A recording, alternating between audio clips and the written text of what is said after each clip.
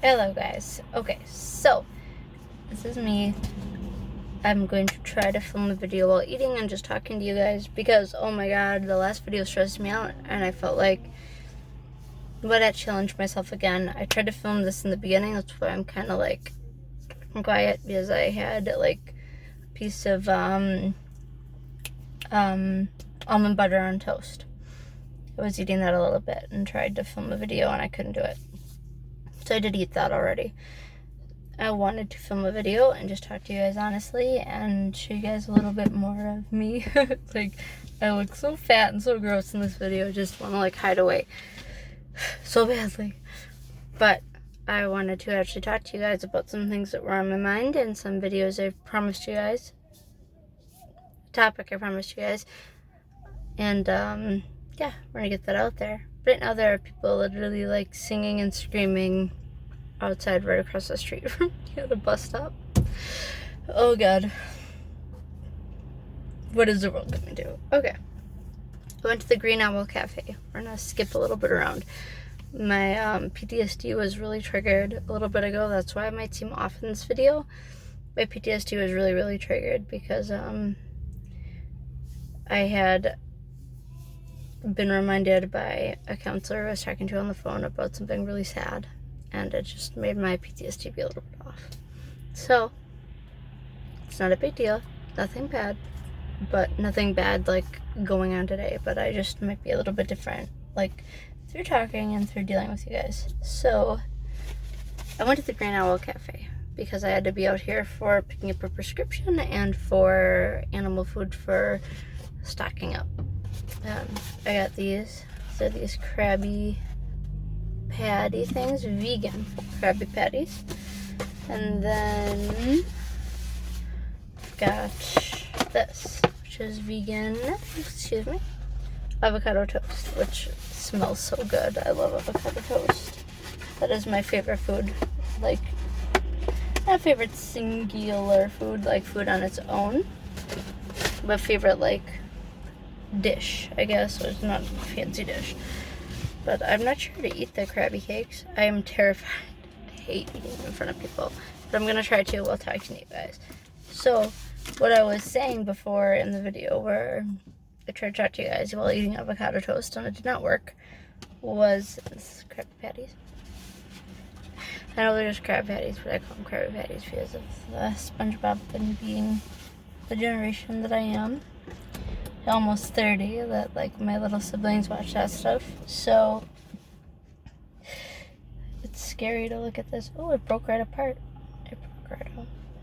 But I was explaining to you guys kind of an update on life, and I'm gonna talk a minute before I bite into this because I'm scared to do it on camera and because of other reasons. But my ex's location is known. He goes between a couple locations that are all known to the police. When you talk to the police in my jurisdiction, they say, oh, it's not our problem, we're dealing with the case, but you have to call the other jurisdiction. So I've called them, and I've had a friend call them, and everything else, and it doesn't matter because they haven't found him. And well, they have found him, but they haven't went and arrested him, and he has 6 separate warrants, all with modifiers, 2 of which being sexual assault felonies, and they still haven't picked him up. The police have told me time and time again that the way to keep safe and the way to keep my family safe is to stay away from home, stay with other people, and never be alone. Everything I have to do right now with the coronavirus, which no fault to the virus, no fault to anybody else. I think that's correct. But I'm terrified because I'm a sitting duck. And one of Chris's friends did come and harass me because I'm a sitting duck, which I haven't been being a sitting duck in a long time. It's terrifying. I'm going to take a bite of this because I'm going to pretend that I'm okay eating on camera.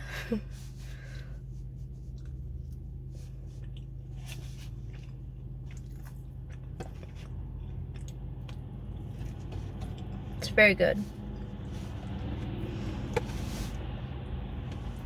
Wow. Okay. Well, anyway. They know where he is and they know the addresses he goes between. And they're still not doing really anything about it. Which really makes me sad because, like, it was so much to give. I had notes from, like, my therapist and stuff like that. And I have a friend who's a therapist who I met when I was 12 years old. And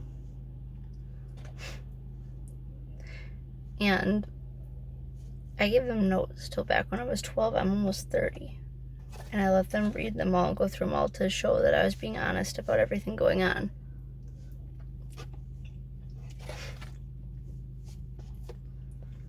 And yet,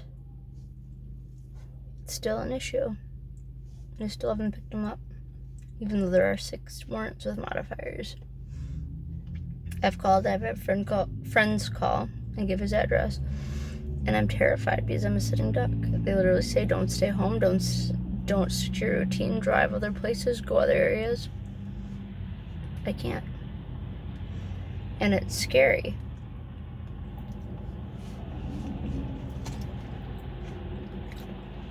It's so scary. Because I don't know when I'm safe or how to be safe. And I'm just trying to protect my daughter as best I can.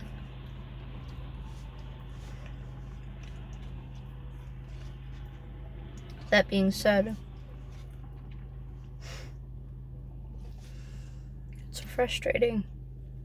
Because I just feel like I'm a sitting duck to get hurt. And he has scarred my body and hurt my mind, my sexuality to such a huge point that I'm terrified. I just wish they would pick him up. It's an address. They know where he is. But with everything else going on, they literally said, well, we hope we can pull him over at like a traffic stop or something.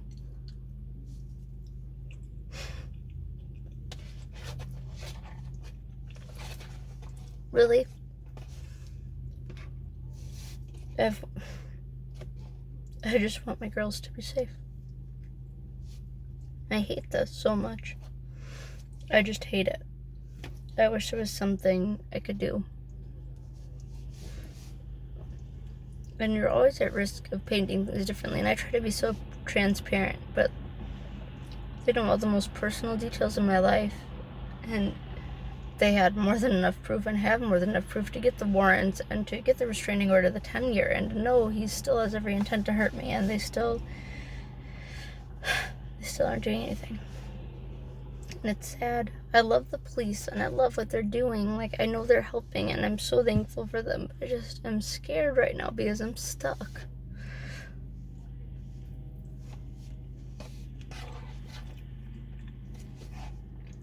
That's scary. So he has 6 warrants up. All have modifiers for domestic abuse. 1 is against my youngest daughter. 3 are with me. And then 2 sexual assault. 2 charges that are both what he did to me. They're all warrants. They all have modifiers and a lot of evidence. And it's just so degrading. I have to go to physical therapy, which is scary to think with everything going on now. It's affecting it.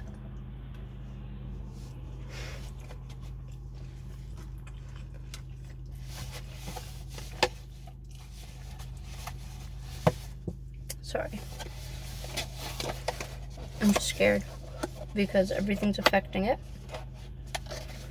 And everything is different and everything's crazy and the world is crazy and nobody understands what's going on. And we all have to be isolated. And they literally have told me 100 times over, please don't isolate yourself right now. What am I supposed to do? Here is the avocado toast. I'm just gonna set that by me. I'm terrified. And he had a friend of his come over and harass me, and it was really awful. I'm not going to get into everything that happened. That's also breaking the restraining order. But there's a lot of other things going on in the world. And I'm so scared. I don't want to get emotional. I hate getting emotional on camera, especially. I hate showing my feelings in that way because I'm not a crier. I'm not an emotional person. But my littlest daughter is very little. She's just 16 months. But my oldest daughter, who's turning 4 on the 30th of this month, she came up to me yesterday and she said, "Hey, Mom." I said, "What's going on, hon?" She said, "Hey, I have a question." I'm sorry, I'm getting emotional. I don't even want to talk about this. I said, "Okay, what's going on, honey?" And she said, "Hey, is Chris Max's skipper coming back?"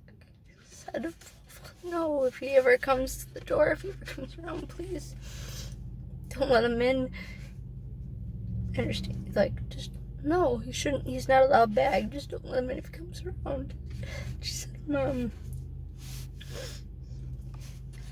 I don't want him to come back because I would miss the mommy you are now." He said, "Oh, honey, it's not gonna change. It's not gonna change." And she said, "Mom, you're not the same person because you were always hurting."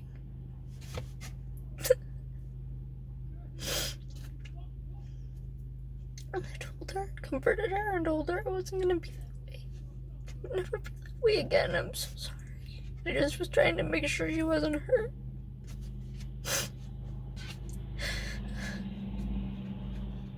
And she literally said to me, she's like, "I don't want my mommy to change back like that. Because I love my mommy now and she's here and we're happy and we play more." And she went on this little baby spiel, this little 4-year-old spiel, almost 4-year-old spiel of what's going on. And how she felt. It broke my heart.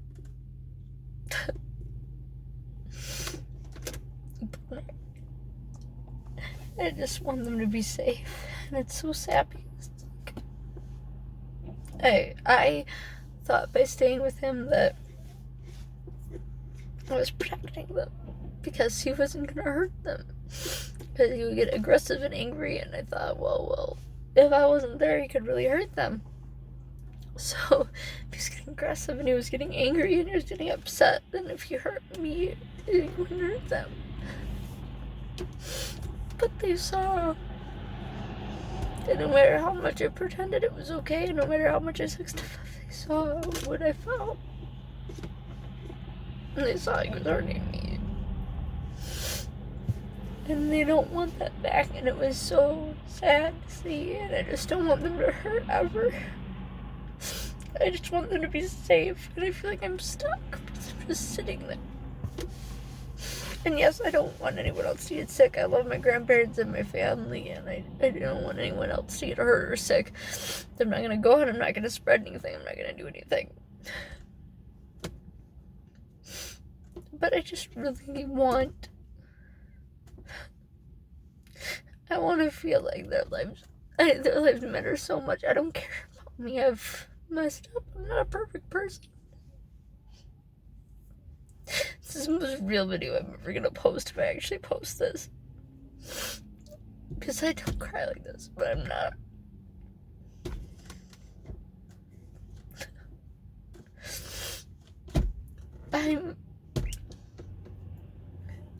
I'm so hesitant to ever go forward and ask for help. And I wanted to show my girls that if you go forward and ask for help, it'll pay off. You'll get help. The police will be there, and they're the good guys. And I love our police force. I love what they do for people. I love how they help people.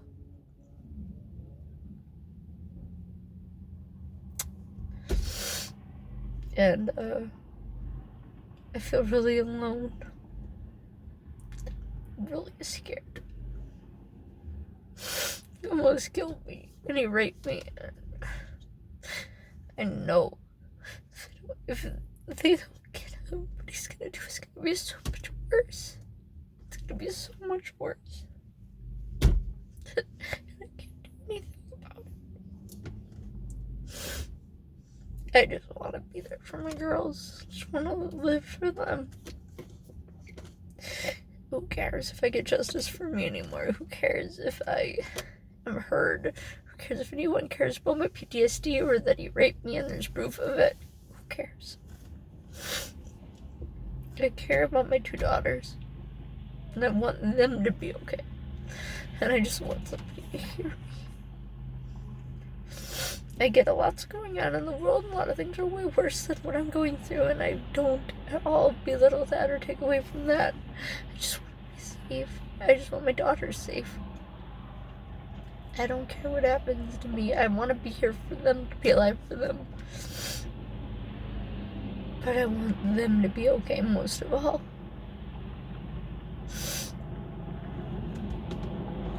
I just want to be sure they're safe. So that's what's going on. They know where he is. There's 6 warrants out. I have the 10-year restraining order granted. He didn't need to appeal it or whatever. Thank God.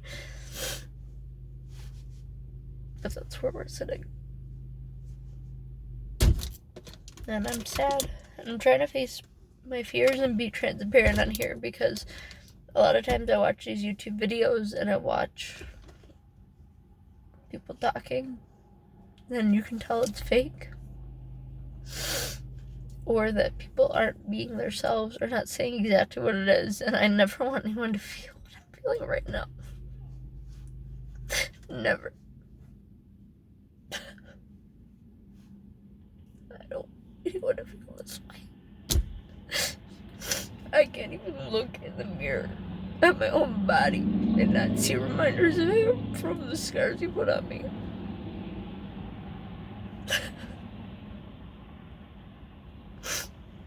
And I just don't want anyone else to go through that.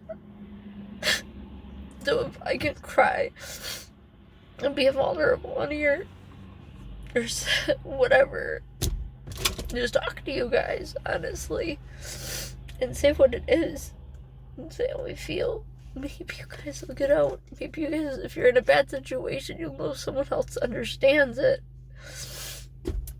And someone cares. Someone's going through something real bad too. And I get the world's distracted right now, but it still matters. It still matters.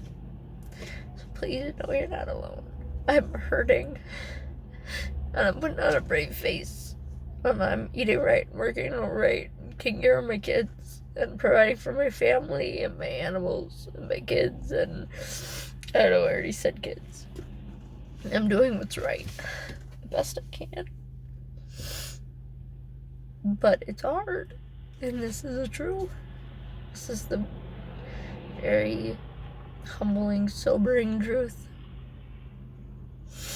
The life is scary. You don't always have the answers. And the other day, the other day, my grandmother, of all people, she had said something to me about feeling like, she said something to me about my PTSD that just made me very insecure. She meant it in a nice way. Because my grandmother is everything. I love her so much. She adopted me. She's my mom. But, wow. She had asked me a question about if, because of my PTSD,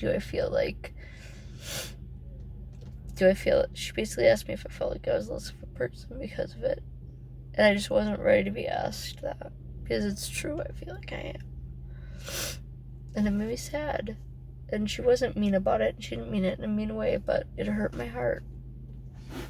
And I just want so badly for people to know they're not alone, for people to know that there's someone who gets it, someone who cares, someone who loves you.